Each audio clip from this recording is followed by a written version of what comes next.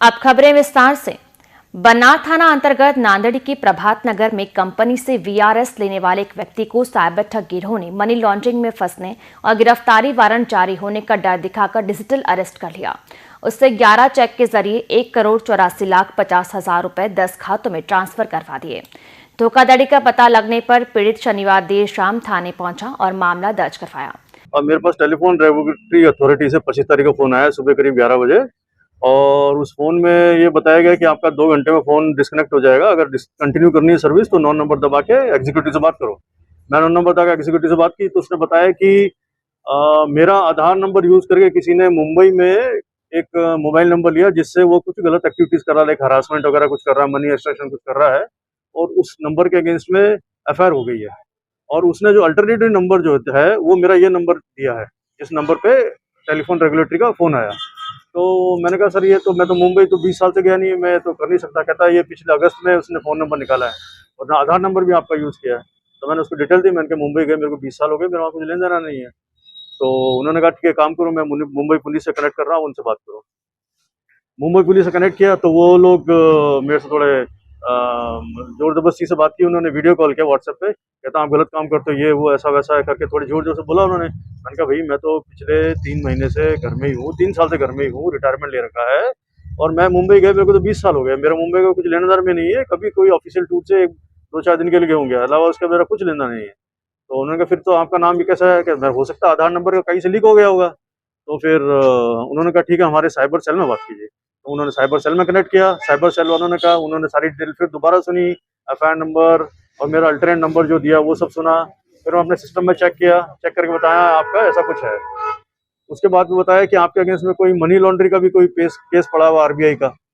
मैंने कहा सर मेरे को तो मनी लॉन्ड्री का कुछ पता नहीं है। कहता नहीं नहीं वो एक मनी लॉन्ड्री का केस है और आपको अरेस्ट कर लिया जाएगा या आपके प्रॉपर्टी या वगैरह चीज़ हो जाएगी। वो शुरू कर दिया उन्होंने। वो मैं तो बहुत डर गया, और कहता है कि आपकी लाइफ को थ्रेट है, आप कल को अरेस्ट हो जाएंगे, आपकी फैमिली को थ्रेट हो जाएगा। इस तरह करके उन्होंने पूरा 25 तारीख पूरी निकाल दी। फिर 26 तारीख को भी यही सब कार्यक्रम चलता रहा, और रात पूरे ये सारा एक्सटॉर्शन का केस करीब 5 दिन चला। 5 दिन उन्होंने व्हाट्सएप पे कंटिन्यूअस मेरे को मॉनिटर किया, 24 घंटे। वो लोग अपनी ड्यूटी चेंज करते रहते थे, 24 घंटे मॉनिटर करते थे। फिर वो 26 तारीख को एक सीबीआई ऑफिसर आगे इन्वॉल्व हो गए, वो रादर 25 तारीख को आ गए थे, 25 तारीख थोड़ी देर के लिए आए थे, 26 तारीख को सुबह सुबह आ गए। फिर उन्होंने इन्वॉल्वमेंट शुरू कर दिया, कहते हैं ऐसा है आपका मनी लॉन्ड्रिंग का केस वगैरह हो गया। मैंने कहा सर मैं मैकेनिकल इंजीनियर हूँ, मेरे को फाइनेंस वगैरह कोई नॉलेज नहीं, मैं कहाँ से मनी लॉन्ड्रिंग करूँगा, मैं तो नौकरी करता हूँ और अपना वही फंड है मेरा। कहता नहीं मनी लॉन्ड्रिंग में आपका केस है, वहाँ पे आपको कुछ ब्लैक एंड व्हाइट मनी का फंड वगैरह है।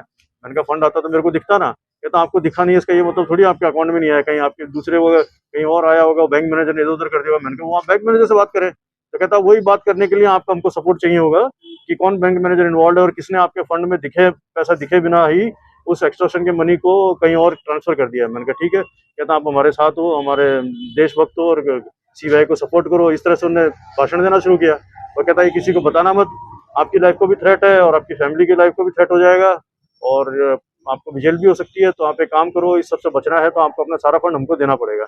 उसके लिए एक एप्लीकेशन लिखो, एप्लीकेशन लिखवाई उन्होंने। फिर आरबीआई से लेटर आया कि आप अगर अपना सारा फंड देने को तैयार हैं तो हम सारा फंड ले लेंगे, उसको चेक करेंगे और 24 घंटे बाद में आपको वापस दे देंगे।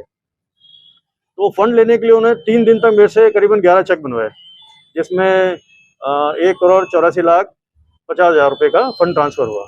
वो मेरा मैंने रिटायरमेंट लिया पब्लिक सेक्टर कंपनी से, उसका रिटायरमेंट का फंड था वो, और मैंने घर वर भी नहीं बनाया इस 3 साल में, तो वो कहीं खर्च भी नहीं हुआ। तो वो फंड उन्होंने सारा ट्रांसफर करा लिया। फिर वो 29 तारीख को ये सारा खाती खत्म हुई, और फिर मैंने कहा कि भाई अगले दिन मैंने कहा कि सर 24 घंटे हो गए और फंड ट्रांसफर करो। तो कहता नहीं अभी 1 दिन और लगेगा। तो मैं थोड़ा डर गया, और पहले से 5 दिन तो बहुत बुरी तरह डरा हुआ था, क्योंकि लाइफ थ्रेट भी कर रहे थे, जेल की भी धमकी दे रहे थे। मैं 3 साल से बीमार हूँ, जेल का तो कहीं मैं सोच नहीं सकता। और उतने में 12 बजे करीब उनके जो साइबर क्राइम वाले, ये 2 बंदे इन्वॉल्व थे, एक साइबर क्राइम वाला एक सीबीआई वाला। साइबर क्राइम वाले ने मेरे से पूछा कि आपके भाई भाई रहता ना साथ में। मैंने कहा हाँ। कहता उसका नंबर दीजिए, मैंने उसका नंबर दे दिया। तो उसके 10 मिनट बाद मेरे छोटे भाई को फोन आ गया। छोटे भाई को किसी को एक नंबर हमने एफआईआर में लिख दिया। छोटे भाई को फोन करके किसी ने बोला कि तुम्हारा भाई जो है किसी फ्रॉड वगैरह में फंस गया है, पुलिस को रिपोर्ट करो। तो और कुछ कुछ बातें करने की कोशिश की उसने। तो मेरा भाई कहता मैं सब लोग उसको न्यूज़ का अगर पता था तो उसने बोला कि नहीं मेरे को ये सब कुछ पता नहीं है, आप फ़ोन काट दीजिए, मेरे को आपसे बात नहीं करनी है। तो उसने मेरे भाई से गाली गलौज करनी शुरू कर दी, तो मेरे भाई ने फ़ोन काट दिया। फिर उसने इमीडिएटली मेरे को फ़ोन किया तो मैं उनके साथ में व्हाट्सएप पे बैठा था, continuous 24 hour WhatsApp video call चल रहा था। तो उन्होंने फ़ोन पे कहा कि ठीक है अपने भाई को बुला लो। अभी तक तो मना कर रहे थे किसी को मत बताना, फिर अपने भाई को बुला लो बोला। तो फिर मैंने कहा ठीक है, मैंने अपने भाई को बताया ऐसा-ऐसा हो गया। तो मेरा ब्रदर आ गया, फिर आके हम दोनों ने कमरे के बाहर थोड़ा बैठ के मीटिंग की। इसने कह दिया कि अब और किसी से कोई बात नहीं करनी है, हमको पुलिस में जाना है। इसने अपने दोस्त वगैरह को बुलाया जिनको थोड़ा इसका नॉलेज है लॉ वगैरह का, वो लोग आए। फिर हम लोगों ने डिसाइड किया कि अब उनका कोई कॉल नहीं उठाना है, हमने डिस्कनेक्ट कर दिया और फिर आके पुलिस में रिपोर्ट कर दिया।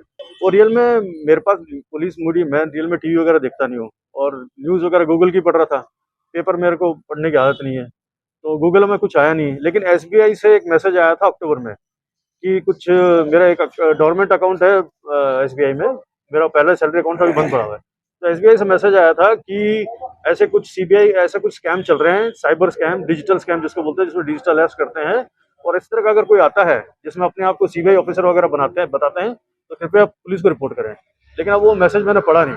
मैसेज ये केस होने के बाद में बैठ कर स्क्रॉल कर रहा था, तब मेरे को दिखा वो। देखिए 25 तारीख को शुरू हुआ, 25, 26 2 दिन तो चलता रहा। डिजिटल तो कंटिन्यूस अरेस्ट रहा। 25-26 तो पूरा टॉर्चर किया, ये सब गंदी-गंदी बातें करते रहे, वो जेल ले जाएँगे, ये कर देंगे, हरास कर देंगे और आपको जान को खतरा है, फैमिली को खतरा है। फिर 27 तारीख से पैसा देना शुरू हुए, 3-3 मतलब 11 चेक दिए, 27 को 3 दिए, फिर 28 को 3-4 दिए, फिर 29 को 3-4 दिए। 30 तारीख को मैंने कहा 24 घंटे हो गए हैं, अब मेरा फंड वापस कर दो। कहता नहीं, 1 दिन और लगेंगे। मैंने चेक, मेरा घर बना बना कोकरिया में है, बना रोड पे, तो मेरे घर से 2 किलोमीटर दूर ये एचडीएफसी का बैंक है, तो वहाँ जाके दिए मैंने। थानाधिकारी प्रेमदान ने बताया कि प्रभात नगर निवासी नरेश कुमार बैरवा को डिजिटल अरेस्ट कर 1,84,50,000 रुपए की साइबर ठगी की गई है। बैरवा हिंदुस्तान पेट्रोलियम में कार्यरत थे और वर्ष 2020 में वीआरएस से ले ली थी। इनका आरोप है कि गत 25 नवंबर को अनजान नंबर से कॉल आया था। खुद को आरबीआई अधिकारी बताने वाले उस व्यक्ति ने नरेश से कहा कि उसके खिलाफ मनी लॉन्ड्रिंग का मामला दर्ज हुआ है, जिसके तहत उसे गिरफ्तारी का वारंट जारी हो गया है। ठग ने गिरफ्तार होने या इससे बचने के लिए बैंक खाते में जमा रुपए की जांच करवाने का झांसा दिया। जांच में रुपए सही पाए जाने पर लौटाने का भरोसा भी दिलाया। पीड़ित नरेश कुमार के पास इस अनजान नंबर के अलावा मुंबई क्राइम ब्रांच और सीबीआई अधिकारी बनकर भी ठग गिरोह ने कॉल कर धमकियां दी।